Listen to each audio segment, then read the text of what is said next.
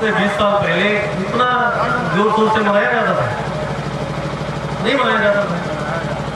गणेश चतुर्थी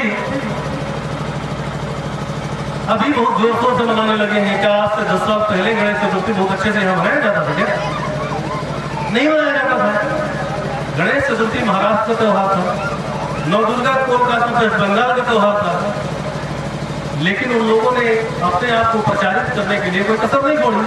और गणेश चतुर्थी का सिंपल सा लॉजिक ये था, उस समय अंग्रेजों के शासन काल में जैसे मौजूदा सरकार आपको इकट्ठा होने से रोकती है, तो अंग्रेजों का शासन भी ऐसा रोकता था।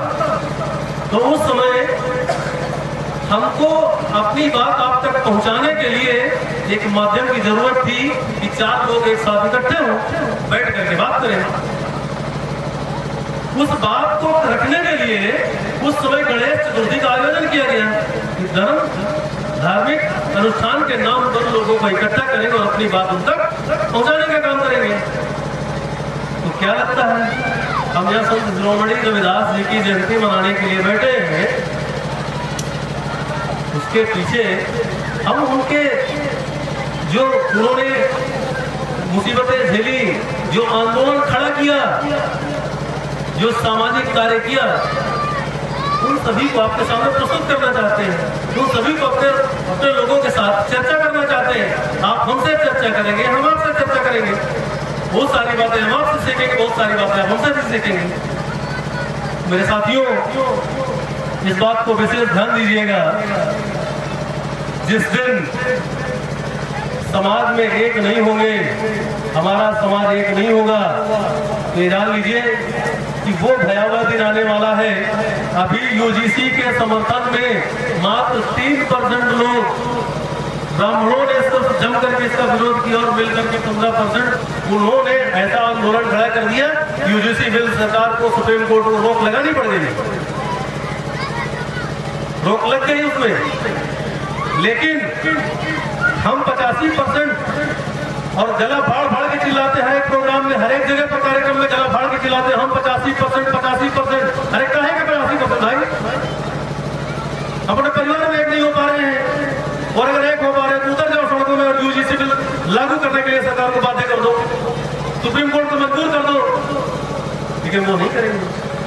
अपने घर में तो लड़ लेंगे, पड़ोसी से लड़ लेंगे, ये चमार है तो ये पासी है, ये यादव है तो ये बुराई है, ये अहीर है तो ये गड़गिया है, ये कोरी है, ये भंगी है। हम सब अपने आप में बने हैं।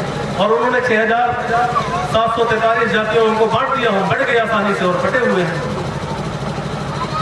इसलिए मैं कहना चाहूंगा, बहुत ज्यादा समय मैंने ले लिया, लेकिन मैं कहना चाहूंगा, मेरे कहने का तात्पर्य एक ही है, हम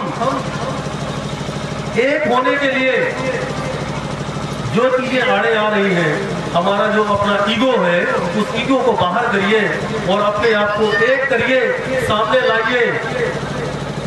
मैं मानता हूँ लगभग हर गांव में 50% से ज्यादा SC OBC की आबादी होती है, लेकिन फिर भी 3% लोग राज कर रहे होते हैं। प्रधान, ब्लॉक प्रमुख, जिलाध्यक्ष, जिला पंचायत अध्यक्ष, सब वही लोग बैठे हुए हैं।